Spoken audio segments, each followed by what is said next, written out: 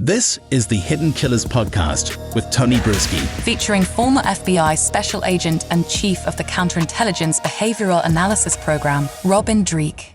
Conflict of interest, that is the word in the Donna Adelson trial, which has now been suspended and is going to be going to case management October 15th to figure out what's going to happen next.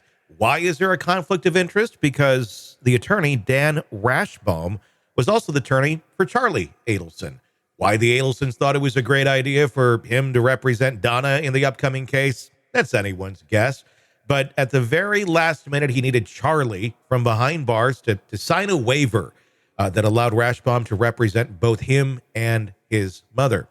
Charlie decided it literally, as the jury was being selected, I'm not going to sign this.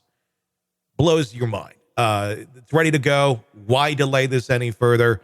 But it's the Adelsons. Joining me to discuss, Robin Dreeke, retired FBI Special Agent, Chief of the Counterintelligence Behavioral Analysis Program. What do you make of this behavior? Every time this case comes up, Tony, all I want to do is throw up. There's my quote of the day. These people just are the most horrendous, abhorrent group of, as you said it before, the show stars, like, and they call themselves a family. Yeah, it's a horrible people disguised as a family. And think this is it. First of all, I got to keep looking at the number of people. I got to keep trying to dissect and understand who's who in this.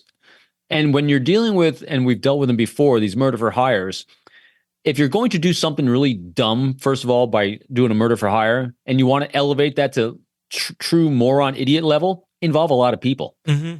And that's exactly what these idiots have done. And not only that, but they're really bad at it. And this is also one of those situations that, you know, we're trying really hard to think deep down what was going on. There was a strategy here. No, I think they're just idiots. I literally think they're self-serving fools that have no idea what the hell they're doing. And the rest of us are caught up in their stupid maelstrom of loserdom. I'm pontificating on these guys. Yeah. Today. I find them the most boring, abhorrent group of people we've ever covered. I don't like them at all. And they're not even interesting. I don't like any of these people we cover, but these ones aren't even interesting on a behavior level because they're just fools. And that's what it's starting to feel like here. Because we sit here, I've been sitting here all day talking about this case, trying to dissect it, trying to figure deep down what is going on. And maybe that's just it. They're just idiots. Because Donna seemed very troubled by this in court when the attorney had to resign. And he was actually her attorney prior to being Charlie's attorney. But having to resign, I don't know if it was a move by Charlie to try and protect his mother or what by not signing this, because otherwise he would be able to testify and they could throw him under the bus. But everybody seems to have their own priorities in this. I guess it's what you do when they're all narcissists. It's not necessarily like originally they were all one cohesive unit that were trying to go for the same thing. But then once it all blew up, they're all on their own path of me. And that's not going to work because that just goes out into all different tendrils of self-importance. Yeah, and I saw it, on court TV too. There, we're saying, was this some grand strategy by Charlie, to screw things up or to delay the case? We really shouldn't give these people too much credit. I think it's the complete opposite. I think they're completely impulsive. I think he showed up and at the last minute decided, oops, nope, I don't want to do that. I literally, I don't think they think too hard about this, because even if they had done one Google search on the Google machine that said, what's the best way to do a murder for hire? It was completely opposite of everything they did. Yeah.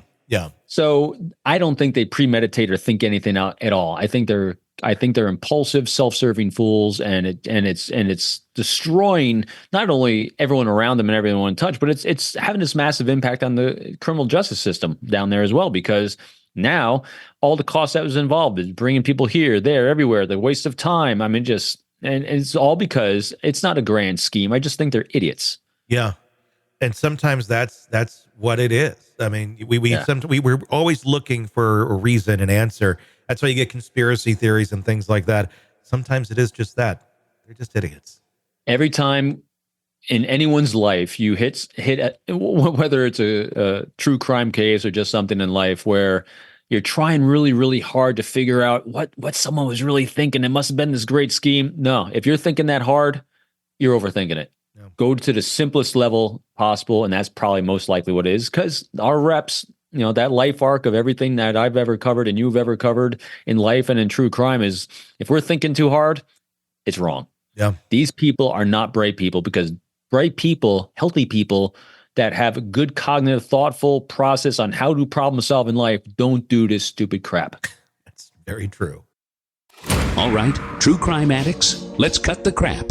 You're knee-deep in the gory details of your favorite podcast when suddenly a commercial hits like a bad meal. Seriously?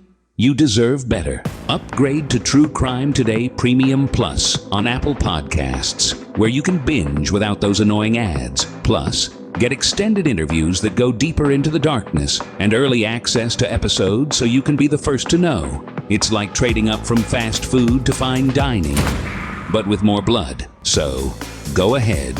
Search for True Crime Today Premium Plus on Apple Podcasts. Subscribe and feast on the good stuff.